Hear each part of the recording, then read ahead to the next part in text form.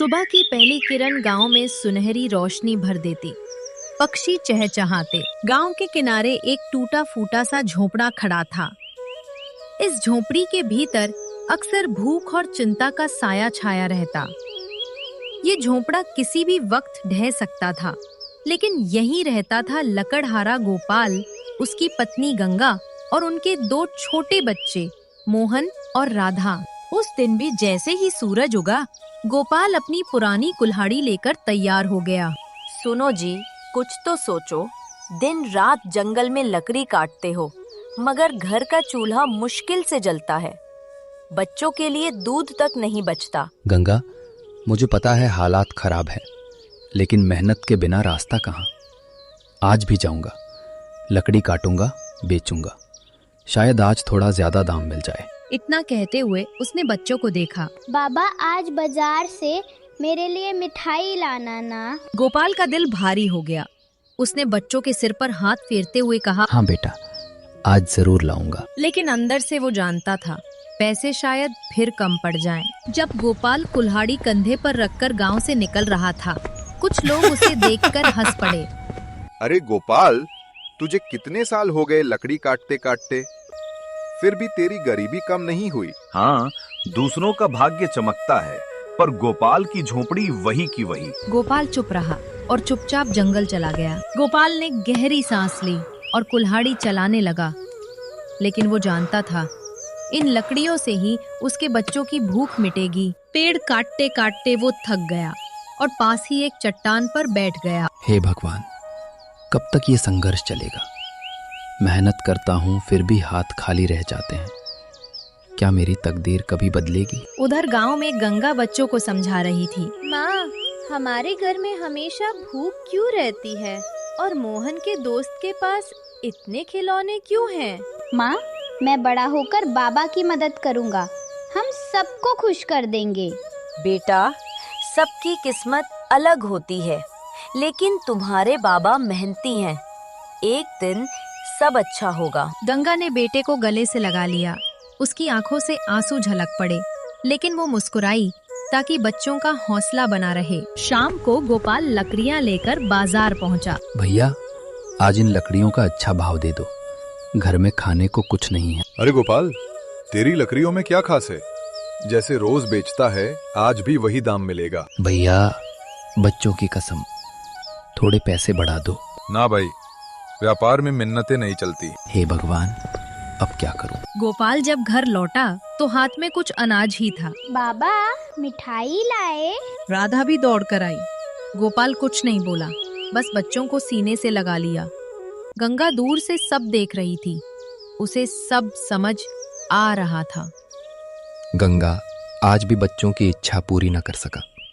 मुझे बहुत बुरा लग रहा है। ये सब वक्त की मार है। हिम्मत मत हारो, एक दिन ईश्वर हमारी सुनेंगे। और रही बात बच्चों की, तो उन्हें मैं समझा दूंगी। सुबह की हल्की धूप में गोपाल अपने पुराने चप्पल पहनकर घर से निकला जमींदार के घर को। उसके हाथ में खाली थैला था और दिल में बेचैनी। गोपाल, आज भी जाओगे? मुझे डर है कि वो आदमी तुम्हें अपमानित कर देगा। गंगा, डर कर कुछ नहीं मिलेगा। हमें बच्चों के लिए एक मौका तो लेना ही पड़ेगा। गोपाल जब गांव के मुख्य दरवाजे तक पहुंचा, महल की ऊंचाई और दीवारें देखकर गोपाल की आंखों में थोड़ी घबराहट आ गई। गोपाल महल के मुख्य द्वार पर खड़ा हुआ। प्रणाम जमींदार जी, मैं गोपाल लकड़हारा।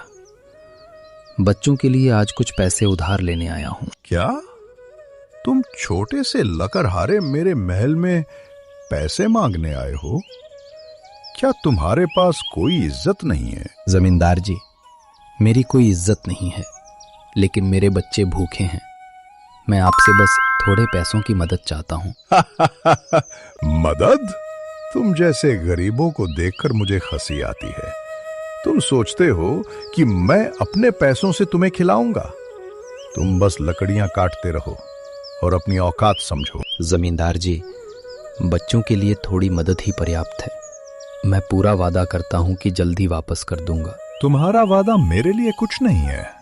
ये महल मेरे श्रम और संपत्ति का फल है। तुम जैसे लोगों को यहाँ लाने की भी जरूरत नहीं। अब तुरंत निकलो। जमींदार जी, मैं आपसे सिर्फ इंसानियत की उम्मीद कर रहा था। इंसानियत? तुम गरीबों की इंसानियत मुझे क्यों दिखाई देगी? बाहर निकलो। गोपाल जैसे ही मुड़कर बाहर जाने लगा, जमींदार ने जोर से कहा, याद रखो, तुम जैसे गरीबी वाले कभी मेरे महल में कदम नहीं रख सकते। ये तुम्हारे लिए सबक है। गोपाल बाहर आया, उसका सिर झुक गया, हाथ कांप रहे थे। वो अपने आप से बड़बड़ाया, भगवान, बच्चों के लिए कुछ भी करो, लेकिन लोग तो अपमान देने में पीछे नहीं हटते। गोपाल दुखी मन से चुपचाप घर लौट आया। वहाँ गौरी उसका इंतजार कर रही थी। गोपाल, कोई बात नहीं, आज न मिला कल मिलेगा। बच्चों के लिए तुम्हारी मेहनत ही सब कुछ है। हाँ गंगा, हार मानने का समय नहीं है। मैं अपनी मेहनत और ताकत से ही बच्चों के लिए रास्ता खोजूंगा, किसी की दया पर नहीं जीऊंगा। गोपाल की आंखों में फिर से उम्मीद की चमक लौट आई। उसने अपने बच्चों के लिए वादा किया, मैं जल्द ही तुम्हारे लिए सब कुछ बदल दूंगा, चाहे रास्ता कठिन ही क्यों ना हो। वो रोज सुबह लकड़ी काटने जंगल जाने की कोशिश करता, लेकिन अंदर से टूटा हुआ था। एक रात गांव के चौपाल पर कुछ लोग बैठे थे। दीपक टिमटिमा रहे थे और ठंडी हवा बह रही थी।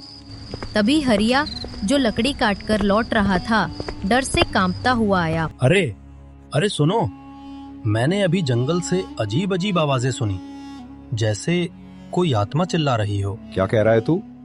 जंगल से आवाजें? हाँ, भगवान की सौगंध, मैंने साफ सुना।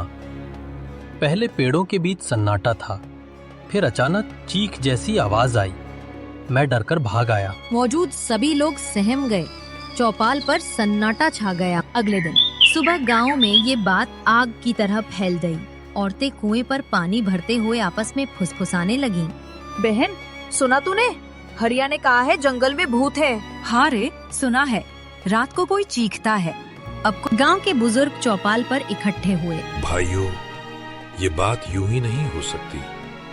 जब कई लोग कह रहे हैं कि जंगल से अजीब आवाजें आती हैं, तो कुछ न कुछ तो है। हमारे पुरखे कहते आए हैं कि उस जंगल में पहले तांत्रिक साधना करता था।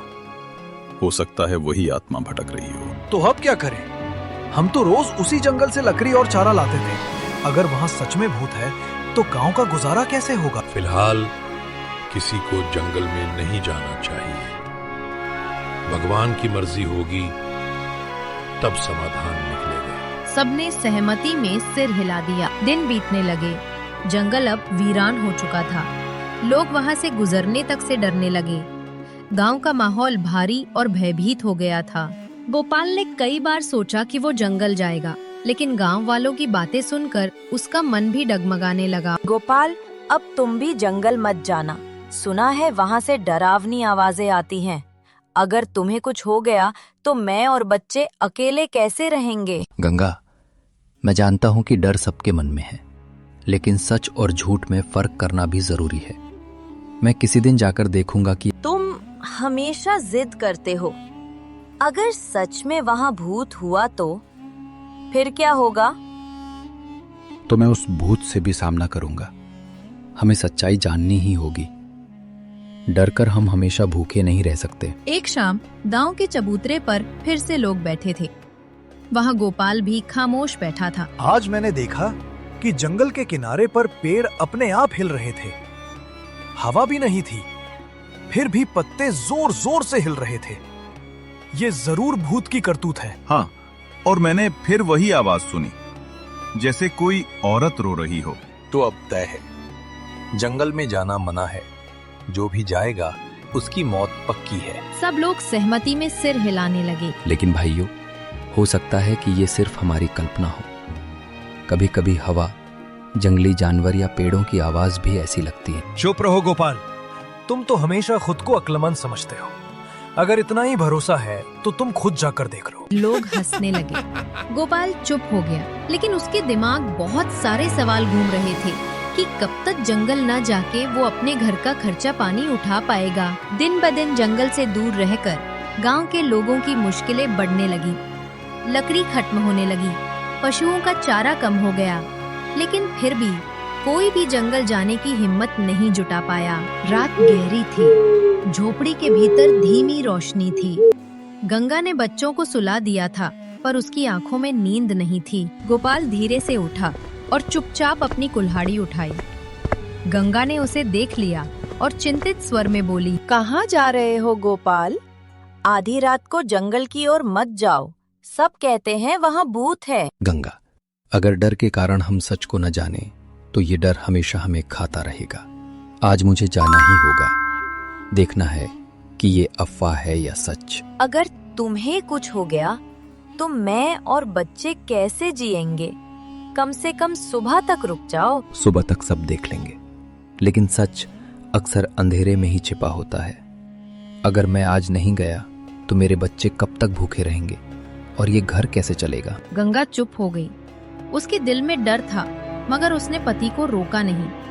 गोपाल झोपड़ी से बाहर निकला।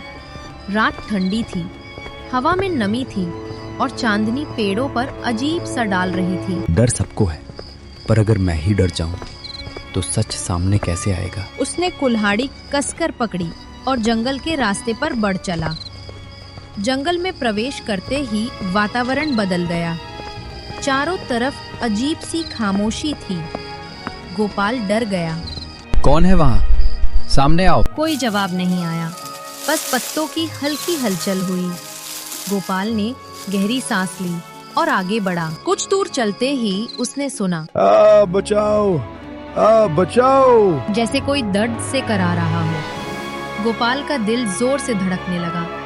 उसने चारों ओर देखा, लेकिन कोई नहीं था। ये इंसान की आवाज लग रही है, पर इतनी रात को? उसने साहस जुटाया और आवाज की दिशा में बढ़ा। वो चलते चलते एक बड़े बरगद के पेड़ तक पहुंचा।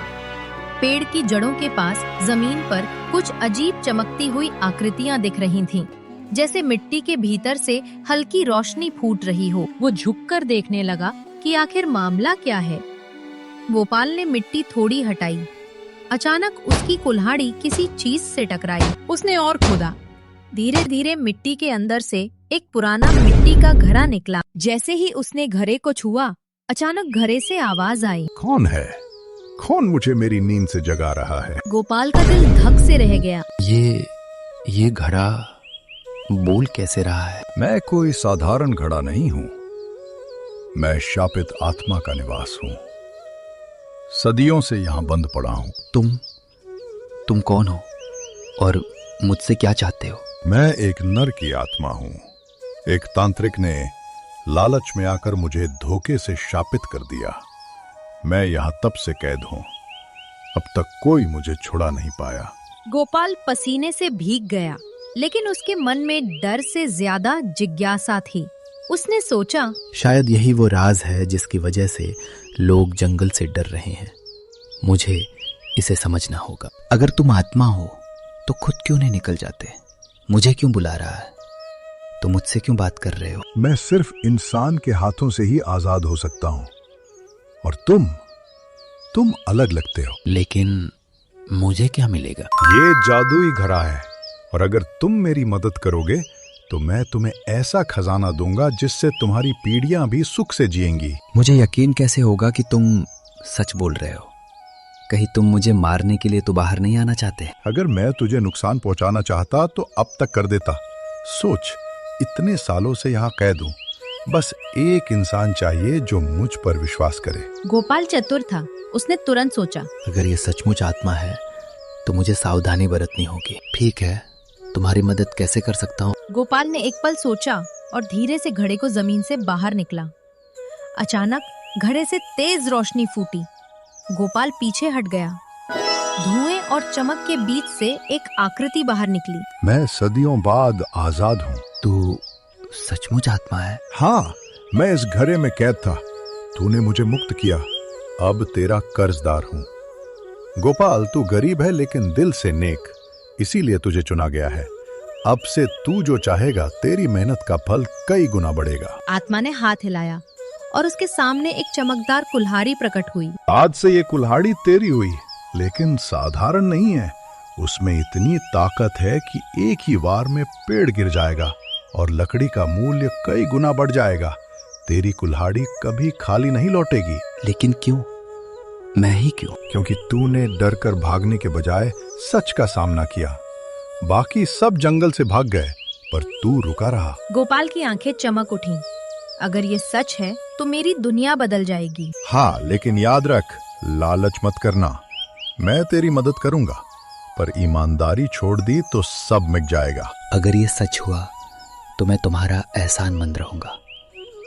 मैं वचन देता हूँ, मैं मेहनत और ईमानदारी से ही जीवन बिताऊंगा। आत्मा ओझल हो गई। जैसे ही गोपाल ने कुल्हाड़ी उठाई, उसके हाथों में एक अजीब सी शक्ति दौड़ गई। हे भगवान, ये तो सचमुच कोई जादुई औजार है। गोपाल ने पास ही खड़े एक विशाल पेड़ पर वार किया। बस एक ही चोट में पूरा पेड़ धड़ाम से गिर पड़ा। गोपाल हैरान रह गया। ये तो कमाल हो गया। जहाँ मुझे घंटों लगते थे, वहाँ अब एक पल में काम हो रहा है। उसने ढेर सारी लकड़ियाँ काटी और उन्हें बांधकर गांव की ओर ले गया।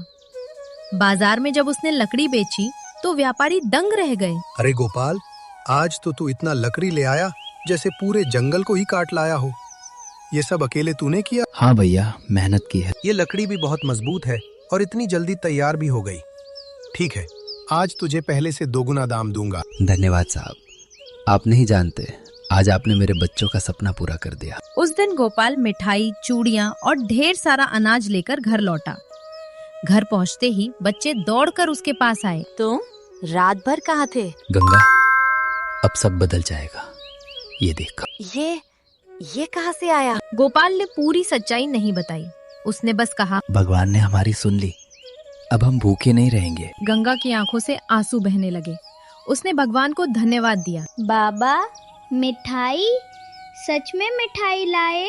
राधा ने खुशी से ताली बजाई। हाँ बेटा, लो खाओ। आज से हमारी किस्मत बदलनी शुरू हो गई है। अगले दिन जब गोपाल फिर जंगल से ढेर सारी लकड़ी लेकर आया तो गांव के लोग हैरान रह गए। कुछ गड़बड़ है। हम सब गांव वालों ने यही फैसला किया था कि कोई जंगल की ओर नहीं जाएगा, तो ये गोपाल कैसे जंगल से आ रहा है, जो पहले दिन भर में मुश्किल से कुछ लकड़ी लाता था, अब अचानक इतना कैसे ला रहा है? सच है, लगता है इसके पास कोई राज है। शायद इसे जंगल में कोई खजाना मिला हो। कहीं ये वही भूत प्रेत तो नहीं जिनकी आवाज जंगल में सुनी थी? गांव में चर्चा फैल गई। लोग हैरान भी थे और जलन भी महसूस कर रहे थे। सुनो, ये सब अचानक कैसे हो गया? लोग बातें बना रहे हैं। कहीं सचमुच तुमने कुछ ऐसा तो नहीं पा लिया जो खतरनाक हो? गंगा, इतना ही समझ लो कि ईश्वर ने हमारी मेहनत का फल दिया है। पर हाँ, इस बात को किसी से कहना मत। लोग जलेंगे और जलन से वो गलत रास्ते पर जा सकते हैं। धीरे धीरे गोपाल की तरक्की बढ़ने लगी। उसके घर में अब रोज चूल्हा जलता, बच्चों के चेहरे पर हंसी रहती और गंगा पहली बार चैन से सोती थी। अब कुछ दिन बीत चुके थे। गोपाल का जीवन बदल रहा था, जिससे कुछ लोग खुश थे लेकिन कई जलते थे। गांव वाले अब चर्चा करने लगे। अरे, ये गोपाल अचानक इतना अमीर कैसे हो गया? कुछ तो गड़बड़ है। ये गरीब लकड़हारा अचानक अमीर कैसे हो गया? मेहनत तो हम भी करते हैं, लेकिन हमारी हालत तो वही की वही है। ये सब सामान्य नहीं, कुछ तो राज है। एक रात का समय था। चौपाल पर कुछ लोग इकट्ठा थे। अब बहुत हो गया। गोपाल हमें बेवकूफ बना रहा है। उसकी कुल्हाड़ी ही उसका राज है। अगर वो हमें मिल जाए तो हम सब अमीर हो सकते हैं। लेकिन भाई, अगर सचमुच उसमें कोई अलौकिक शक्ति है तो हमें नुकसान भी हो सकता है। नुकसान फायदे की बात मत कर। जब तक हम लालच नहीं करेंगे, हम ऐसे ही गरीबी में मरेंगे। कल रात हम गोपाल की कुल्हाड़ी छीन लेंगे। लालच ने उनके दिल और दिमाग दोनों पर पर्दा डाल दिया था। सुनो जी, गांव वालों की नजर अब साफ साफ कुल्हाड़ी पर है। मुझे डर है कि कहीं वो मिलकर तुम्हें नुकसान ना पहुंचा दें। गंगा, मैं जानता हूँ उनकी आंखों में मैंने लालच देख लिया है, लेकिन सच ये है कि जादू कुल्हाड़ी में नहीं, मेहनत और चतुराई में है। अगर ये लोग इसे छीन भी लें तो कुछ हासिल नहीं करेंगे। पर वो ये नहीं जानते, उनके लालच में तुम्हारा खून भी हो सकता है। डर मत, मेरे पास बुद्धि है। ये सब मेरा कुछ नहीं बिगाड़ सकते। शाम ढलते ही गोपाल लकड़ियां बांध रहा था।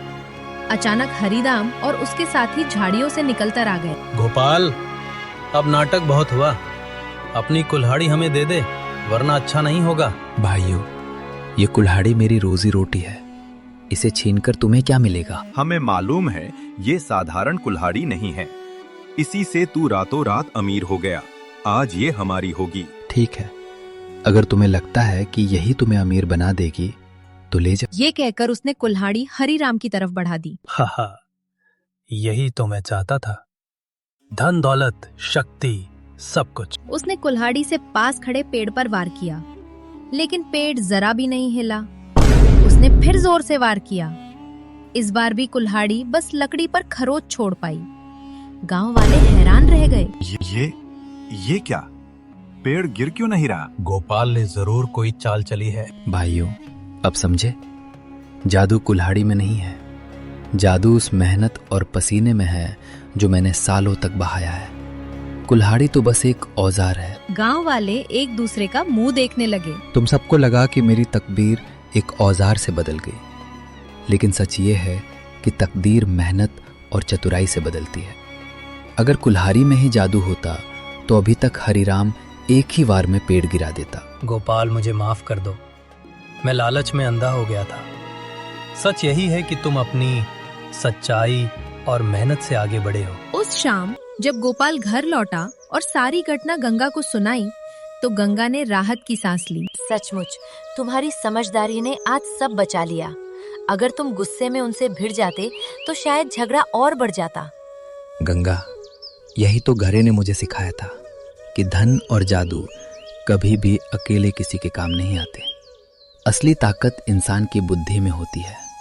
यदि कोई लालच में आकर तेरी कुल्हाड़ी छीन ले तो घबराना मत, बल्कि वही समय होगा जब तुम अपनी असली समझदारी दिखाओगे। लालच इंसान को मूर्ख बना देता है। अगले दिन सुबह गंगा, आज जंगल में लकड़ी काटते वक्त मुझे कुछ महसूस हुआ कि ये लकड़ी कितनी मजबूत है। अगर इसे सही से काटा जाए, तराशा जाए, तो इससे कितनी सुंदर चीजें बन सकती हैं। तो फिर क्या करें? मेरा मतलब है कि जब मैं वहां लकड़ी काट रहा था तो मुझे एहसास हुआ कि भगवान ने हमें लकड़ी काटने की ताकत तो दी है, लेकिन शायद हमें सिर्फ लकड़ी बेचनी नहीं चाहिए। क्यों ना हम उसी लकड़ी से कुछ नया बनाएं, जैसे फर्नीचर, कुर्सियां, छोटी छोटी मेजें, दरवाजे। लोग शहर से मंगवाते हैं महंगे दामों पर। अगर हम यहाँ बनाकर बेचें तो गांव वालों का भी काम बनेगा और हमारा भी। पर हमारे पास औजार कहाँ है? और इतना बड़ा काम तुम अकेले कैसे करोगे? औजार तो धीरे धीरे आ जाएंगे, अभी तो मुझे शुरुआत करनी है। उस जादुई कुल्हाड़ी से कमाए हुए पैसे मैंने जमा करके रखे हैं। बस उन्हीं पैसों से अपना काम शुरू करूंगा। तू बस मेरा साथ दे गंगा। पहले दिन भी तो हमने सिर्फ एक कुल्हाड़ी से सब शुरू किया था ना। गोपाल, मैं जानती हूँ तुम मेहनती हो। अगर तुम इतना यकीन रखते हो तो मैं भी तुम्हारे साथ हूँ। धीरे धीरे कई महीने बीत गए। गोपाल की कड़ी मेहनत के बाद उसकी झोपड़ी सुधरकर पक्के घर जैसी बन गई थी। अब लकड़ियों के छोटे ढेरों की जगह सुंदर चमकदार फर्नीचर की वस्तुएं रखी दिखने लगी। कुर्सियां, मेजें और छोटी छोटी अलमारियां जिन पर गंगा के हाथों का रंग और गोपाल की मेहनत की चमक थी। अब वहां रोज ग्राहक आते जाते दिखने लगे, जिससे उनका खूब मुनाफा होने लगा। Gopal furniture shop. दोपहर का वक्त था। बेटा, आज तू पूरे गांव की शान बन गया है। अब तेरे जैसे लोग ही गांव का नाम रोशन करेंगे। मैं अकेला कुछ नहीं हूं काका। अगर गंगा मेरा साथ न देती तो शायद ये सपना कभी पूरा ना होता। सच में भगवान ने सब देखा। ये घर उसकी मेहनत और बुद्धिमानी का प्रतीक था। गंगा और बच्चों की आंखों में खुशी झलकती थी। अब उनका जीवन सुखमय था, लेकिन गोपाल हमेशा विनम्र रहा। दोस्तों, अगर आपको ये कहानी अच्छी लगी हो तो मेरे चैनल को लाइक और सब्सक्राइब कर दीजिएगा। तब तक मैं आपको मिलती हूँ अपने अगली कहानी में।